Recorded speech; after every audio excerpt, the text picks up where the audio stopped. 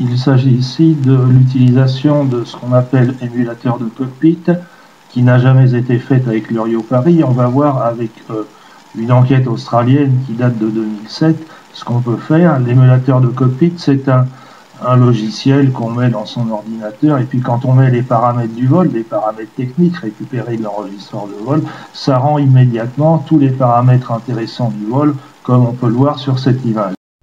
Alors là, il s'agit d'une image fixe, mais en fait, tout ça est de la vidéo, c'est dynamique, on voit tout défiler. En plus de ça, le logiciel permet des ralentis, de l'image par image, de l'arrêt sur image, du retour en arrière et tout. Ça permet de faire un travail particulièrement fin. Alors j'en viens au rapport australien. Il s'agit d'un incident survenu en août 2005 à un Boeing 777 immatriculé 9M MRG. Ce rapport a été publié en mars 2007, c'est-à-dire 2 ans avant l'Urio Paris. C'est-à-dire que tout ce qu'on trouve dans ce rapport existe et est disponible sur le web 2 ans avant l'accident de l'Urio Paris. Et voici ce qu'on trouve dans la page de présentation des annexes. Il est précisé justement qu'avec ce tel système, une animation de l'incident a été effectuée en utilisant le logiciel Insight Animation, etc. On donne un petit peu le détail, je résume. On nous explique qu'un fichier contenant cette animation est téléchargeable depuis le site du Bureau des transports de sécurité australien, et qu'il suffit de télécharger le logiciel de la société et tout pour le lire. Bon, tout ça a été fait. D'ailleurs, quelqu'un l'a même mis sur le web, donc on va voir maintenant le résultat, quelques extraits du résultat.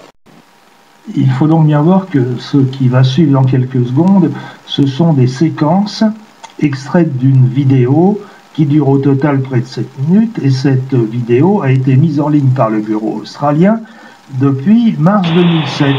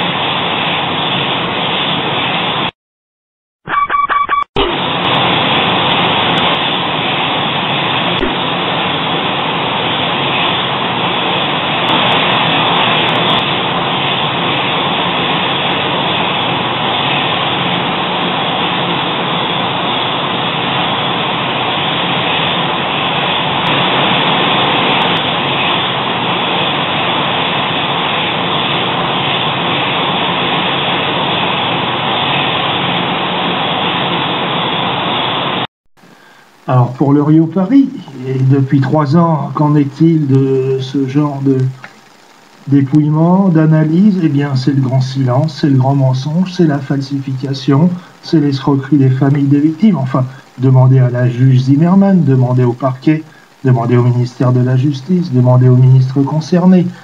Demandez à Matignon, demandez à l'Élysée, ils sont au courant de tout. Ils ont un joli PDF concernant la juge Zimmermann. Vous pouvez aussi demander à Arnaud Montebourg, il fut mon avocat comme le montre ce document. Il sait beaucoup de choses sur les magouilles, ce dont on est capable en France, ce dont sont capables certains magistrats, etc. Vous pouvez aussi chercher sur le web tout ce qui est publié, tout ce qui concerne mon site, dans des DVD, les vidéos sur YouTube. Vous trouverez toute la vérité. La parole est à François Hollande.